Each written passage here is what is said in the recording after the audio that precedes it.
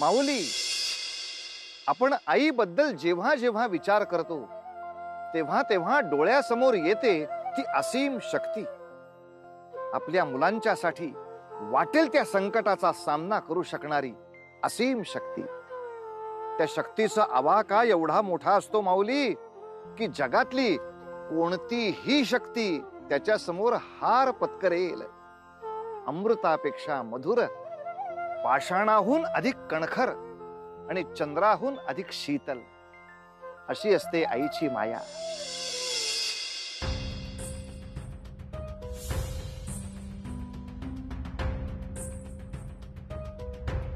माते,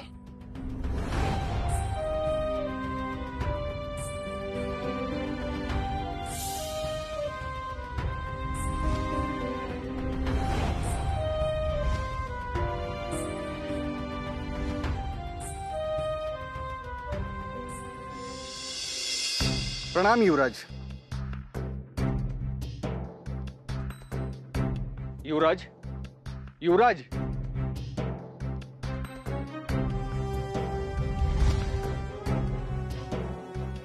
काय झाले?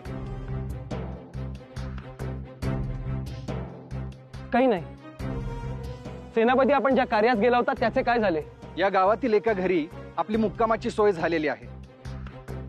परंतु परंतु त्या घरात नुकतेच एक बालक जन्मास आले आहे व आजच त्याची 5वीची पूजा देखील आहे. सेनापती, ही तर आनंदाची बाब आहे. आम्हाला आवडेल त्या कुटुंबाला भेटायला. जशी आज्ञा.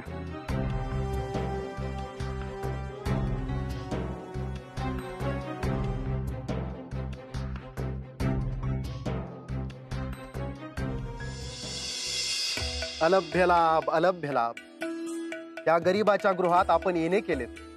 अतीव आनंद झाला. यावे, या महाराज.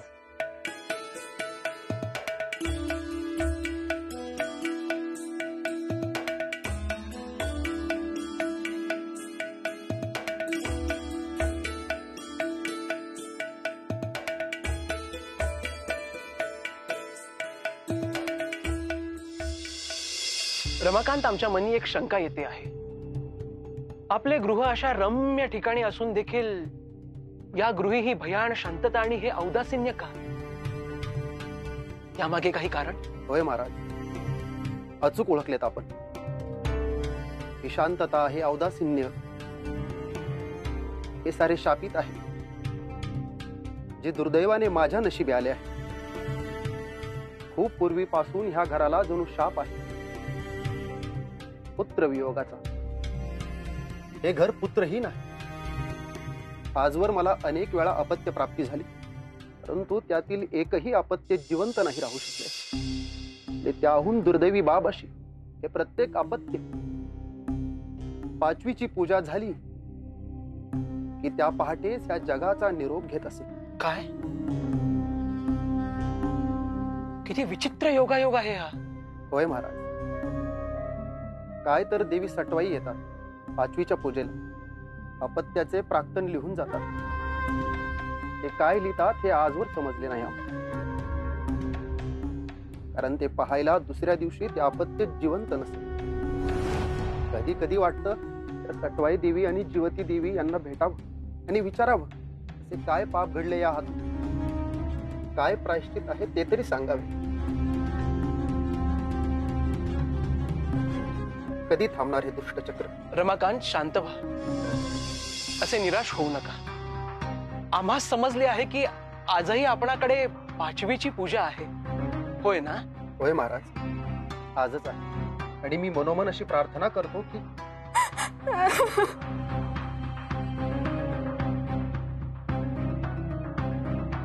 महाराज, मी आलोच.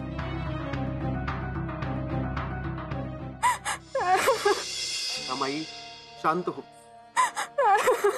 आपल्याकडे अतिथी आलेत, त्यांच्या समक्ष रडून कसं शोभेल? अहो, माझा जीव घाबरावतोय. असा सूर्यास्त झाला की माझं मन सैरभैर होतं. घाबरून कसं चालेल? तुला तुझं मन घट्ट करावंच लागेल. काहीतरी करा. त्यावेळी बाळ मला आपलं जिवंत हवंय. त्याचा मृत्यू नको. काहीतरी करा. हे बघ, आपण जसे चिंतन करू तसेच घडते.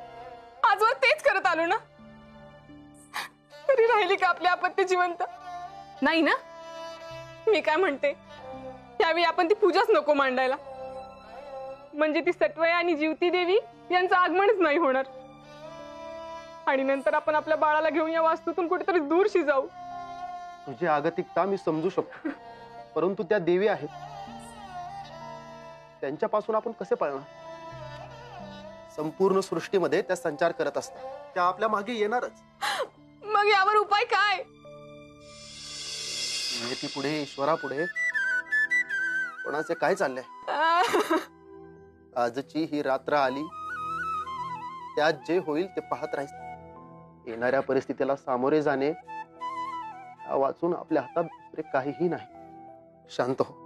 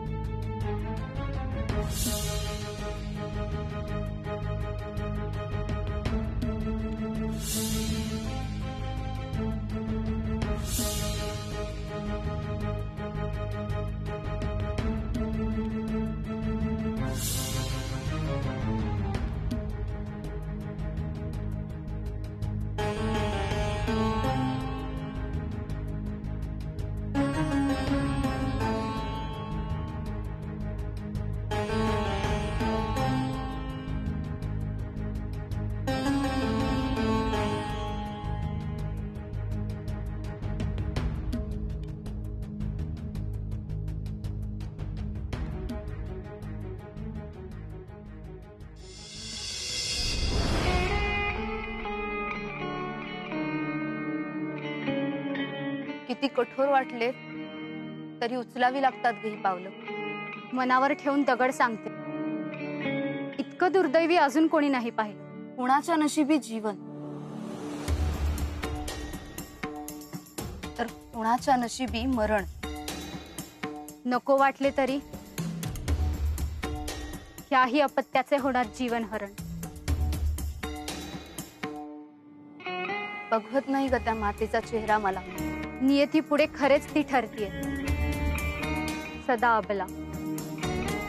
आली आली ती दुर्दैवी घटिका. कसा सहन कराल पुन्हा शोक इतका.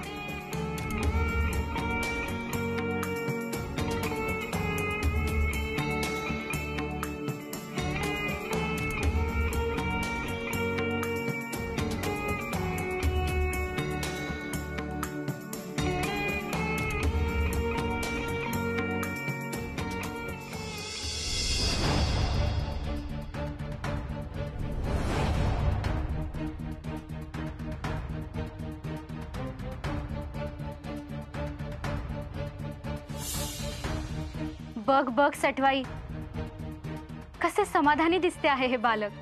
अखेर महानच म्हणावे त्याचे पालक.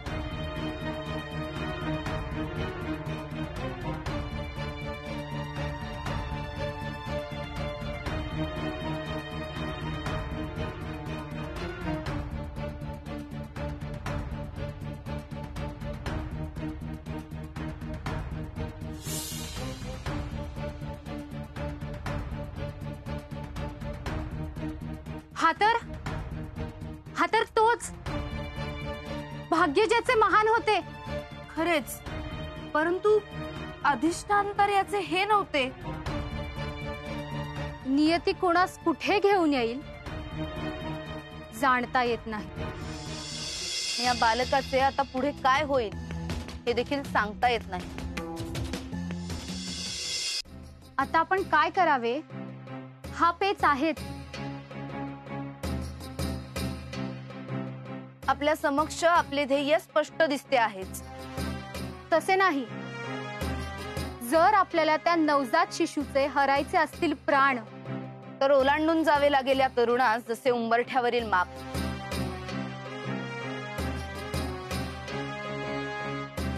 येतो भलताच संशय. रमाकांतने तर केला नसेल ना हा अडसर. एका निरपराध तरुणास आपल्या वाटेत टाकून. मलाही तसेच वाटते. अन्यथा याचे असे लोटण्याचे प्रयोजन काय? नाईलाजाने आपल्याला पुढे जावे लागेल याचा प्राण घेऊन.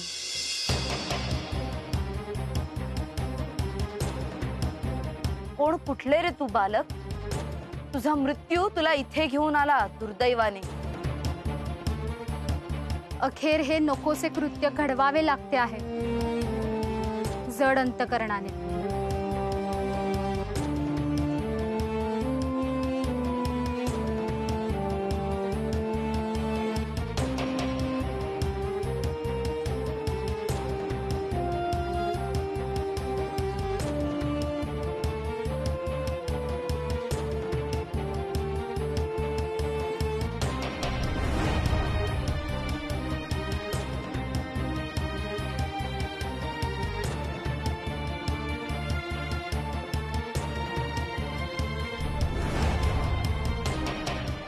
मला असे का वाटते आहे की ह्या बालकाचा आणि माझा खूप घनिष्ठ संबंध आहे.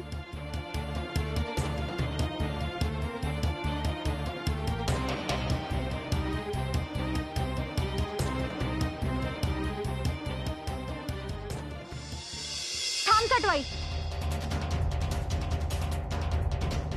तू याचे प्राण हरू शकत नाहीस. काय? आजवर तू मला कधी असे अडवले नाहीस. त्यास कारण आहे. मला माझ्या दिव्य दृष्टीने ज्ञात झाले आहे की हा तोच बालक आहे ज्याची माता न चुकता दर शुक्रवारी माझे व्रत धरते, पूजा करते.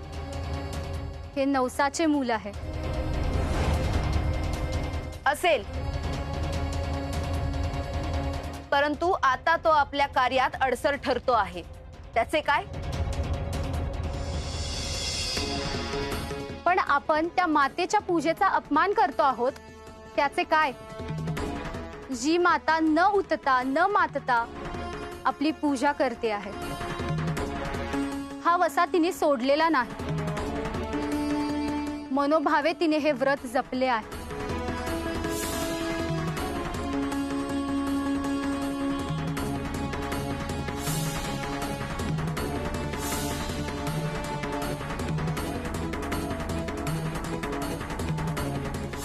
तिने कमावलेले पुण्य पाहता तिच्या या बालकाचे रक्षण करणे हे माझे कर्तव्य आहे.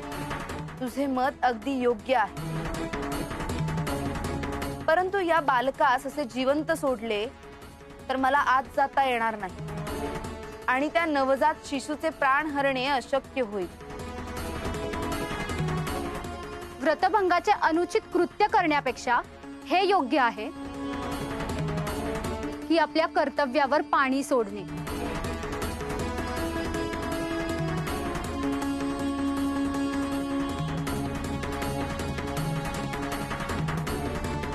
सत्य आहे.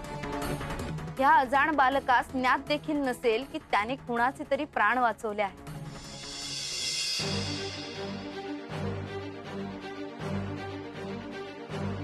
परंतु आश्चर्य आहे, इतके कठोर व्रत करून देखील या पुत्राच्या मातेस पुत्रसुख नाही. शंका योग्य आहे, परंतु आता तिचे वियोगाचे दिन अधिक काळ उरले नाही.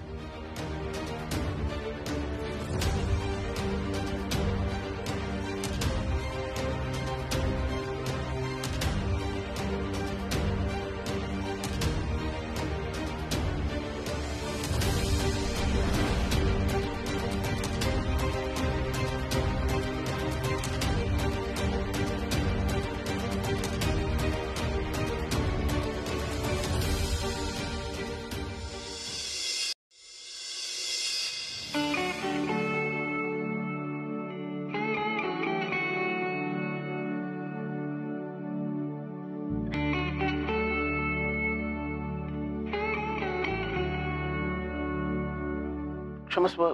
काल आम्हास निद्रा येत नव्हती म्हणून आम्ही बाहेर आलो आणि इथेच निद्रिस्त झालो. महाराज, आपले आभार कसे मानावेत हेच मला कळत नाही. आभार का? असे काय केले आहे आम्ही? महाराज, अहो आपण होता म्हणून माझा पुत्र जीवित राहिला आहे. हे पहा,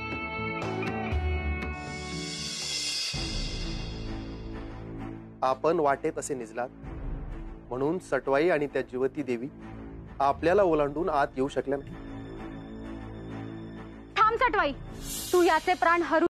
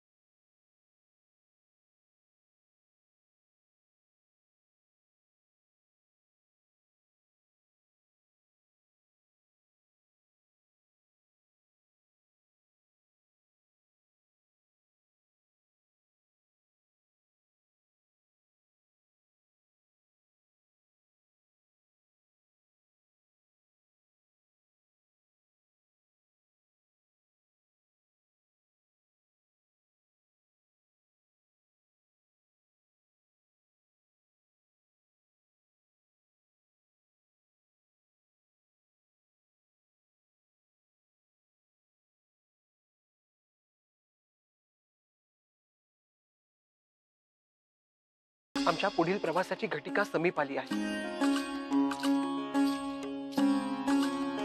आम्ही आपल्या आदरात इतक्याने उपकृत झालो आहोत. महाराज, असे नका म्हणू. अहो आपल्या पुण्यामुळे आम्ही किती उपकृत झालो आहोत याची आपणास जाण नाही.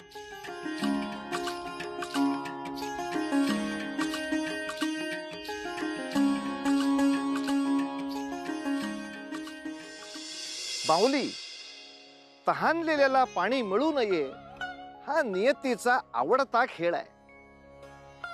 ज्यांच्या पदरी अपत्याचं सुख नाही त्यांना ते प्राप्त झाल्यावर देखील त्यांच्यापासून हिरावून घेतलं जातं.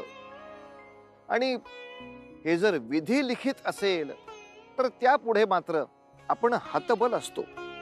परंतु असं कधी होऊ शकतं का माऊली की अनावधानानं आपल्या हातून एखादं कार्य झालं आणि त्याच्यामुळे नियतीची चक्र फिरवली जाऊ शकतात. नियती जे घडवेल ते उघड्या डोळ्यांनी पाहायचं.